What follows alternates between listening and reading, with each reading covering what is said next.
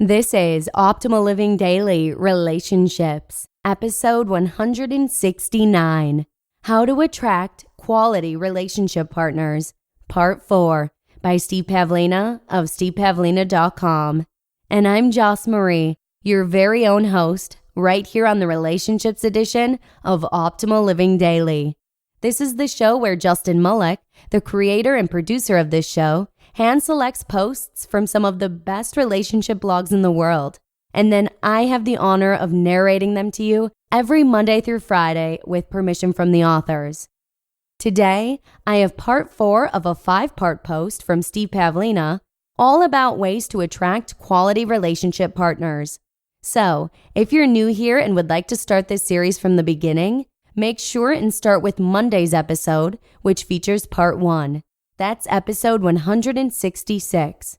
And with that, let's keep this intro nice and short for you today and continue optimizing your life. How to Attract Quality Relationship Partners, Part 4, by Steve Pavlina of stevepavlina.com.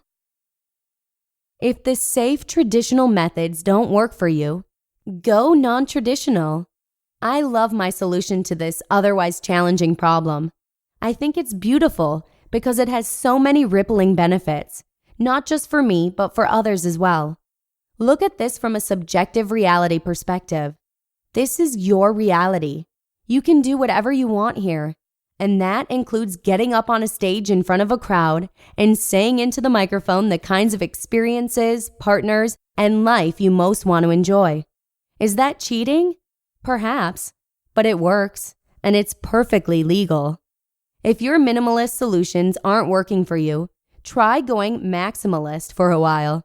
What would be your version of an over-the-top solution to radically changing your social and relationship life for the better? What kind of solution would put you face-to-face with dozens of quality matches on a regular basis? If I can attract more conscious friends by doing several conscious growth workshops and inviting people to come to my city from around the world, then why can't you do something equally ludicrous? What's stopping you from going big? Again, if your low-power solution isn't working for you, what would a high-power solution look like? Try it.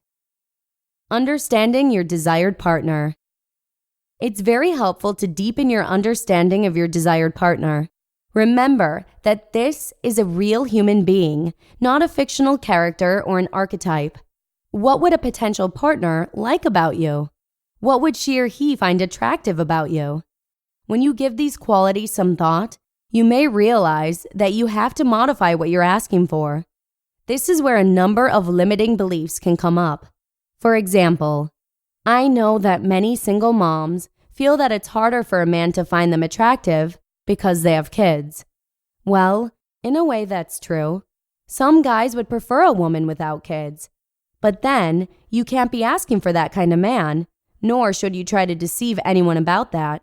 Instead, you ought to be looking for a guy who loves kids and who'd be delighted to inherit some. In other words, ask for the ideal piece that fits your particular puzzle. Don't ask for a semi-adequate piece. Don't ask for someone you're willing to tolerate. Ask for what you'd love to have in your life. Ask for a match that excites you.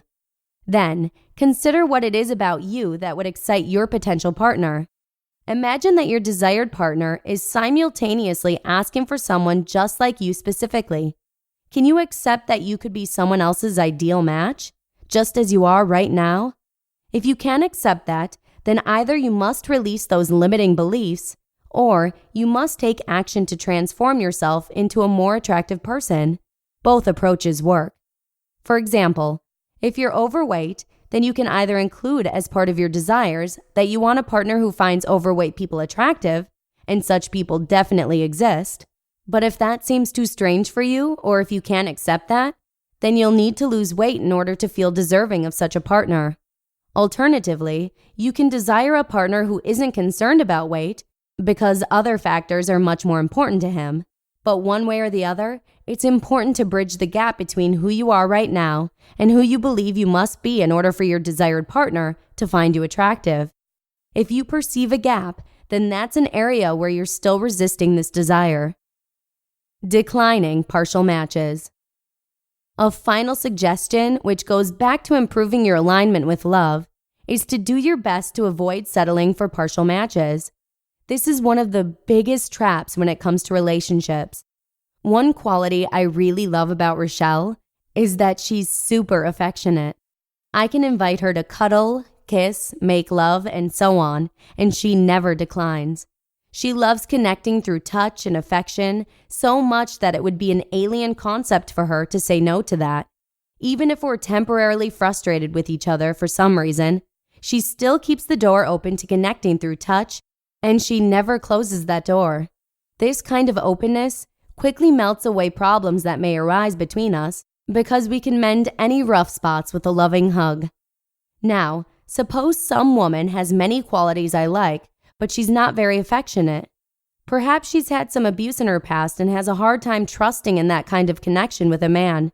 Or maybe she just doesn't like to connect in that particular way. Friendship-wise, I can still be friends with her, but I would not want to get into a deeper, intimate relationship with her. She's clearly not my type. Sharing affection openly and abundantly is too important to me, and I'm unwilling to sacrifice that desire. When you encounter a partial match, it's important not to get hung up on it. Let it go and move on. Hold out for what you actually want. To be continued. You just listened to part 4 of the post titled, How to Attract Quality Relationship Partners by Steve Pavlina of stevepavlina.com. Another big thank you to Steve for letting us feature this post. But with that, I'm going to keep the rest of this episode short for you today and bid you adieu.